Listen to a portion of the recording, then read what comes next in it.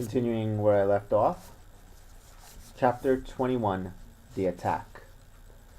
As soon as Silver disappeared, the captain, who had been closely watching him, turned towards the interior of the house, and found not a man of us at his post but Gray.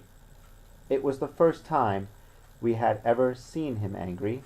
"Quarters!" he roared, and then, as we all slunk back to our places, "Gray," he said, "I'll put your name in a log.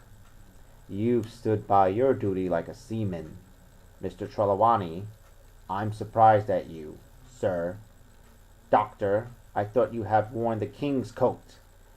If that was how you served at Fontenoy, sir, you had better in your berth." The doctor's watch were all back at their loopholes. The rest were busy loading the spare muskets, and everyone with a red face, you may be certain, and a flea in his ear, as the saying is. The captain looked on for a while in silence. Then he spoke. "My lads," said he, "I have given Silver a broadside. I pitched it in red hot on purpose, and before the hour's out, as he said, we shall be boarded. We're outnumbered, I needn't tell you that, but we fight in shelter, and a minute ago I should have said we fought with discipline. I've no manner of doubt that we can drub them if you choose." Then he went the rounds and saw, as he said, that all was clear. On the two short sides of the house, east and west, there were only two loopholes. On the south side, where the porch was, two again, and on the north side, 5. There was a round score of muskets for the 7 of us. The firewood had been built into 4 piles, tables, you might say, one about the middle of each side, and on each of these tables some ammunition and 4 loaded muskets were laid ready to the hand of the defenders. In the middle, the cutlasses laid ranged. "Toss out the fire," said the captain. "The chill is past, and we mustn't have smoke in our eyes." The iron fire basket was carried bodily out by Mr. Trelawney, and the embers smothered among sand.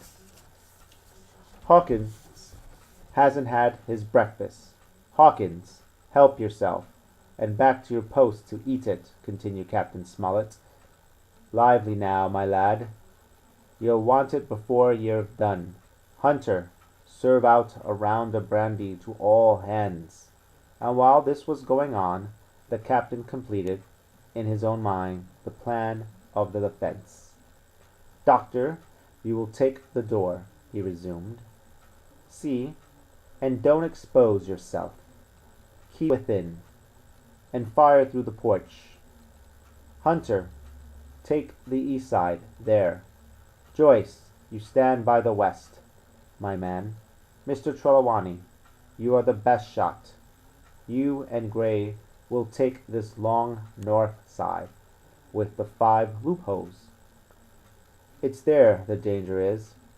If they can get up to it, and fire in upon us through our own ports, things would begin to look dirty. Hawkins, neither you nor I are much account at the shooting. Will stand by to load and bear a hand." As the captain had said, the chill was past.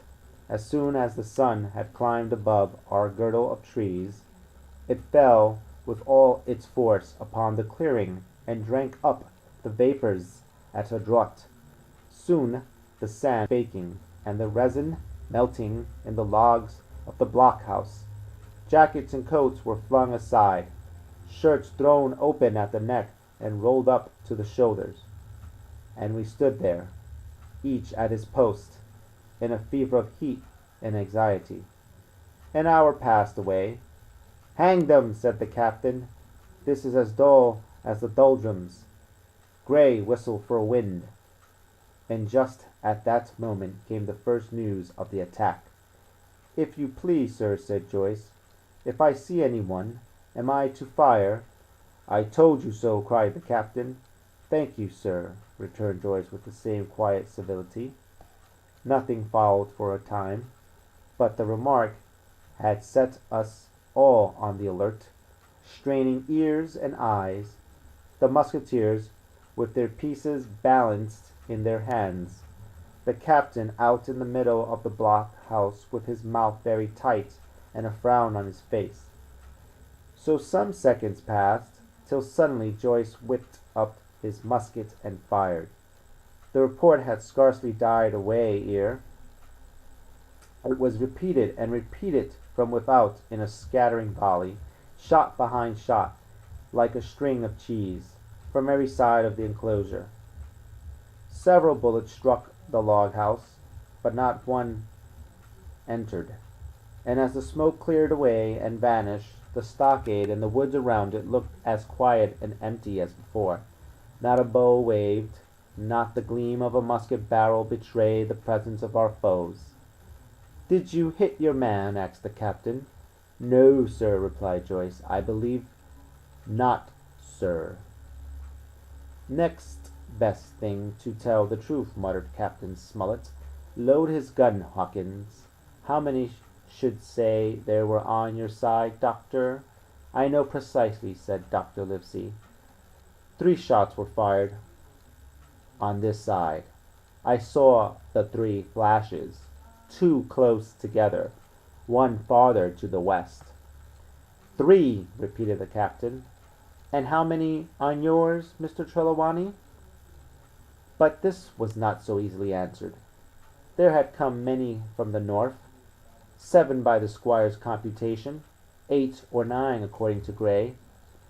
From the east and west only a single shot had been fired. It was plain, therefore, that the attack would be developed from the north, and that on the other 3 sides we were only to be annoyed by a show of hostilities. But Captain Smollett made no change in his arrangements. If the mutineers succeeded in crossing the stockade, he argued, they would take possession of any unprotected loophole, and shoot us down like rats in our own stronghold. Nor had we much time left to us for thought. Suddenly, with a loud huzza, a little cloud of pirates leaped from the woods on the north side, and ran straight on the stockade. At the same moment, the fire was once more opened from the woods, and a rifle ball sang through the doorway and knocked the doctor's musket into bits.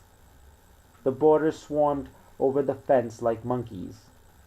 Squire and Gray fired again and yet again.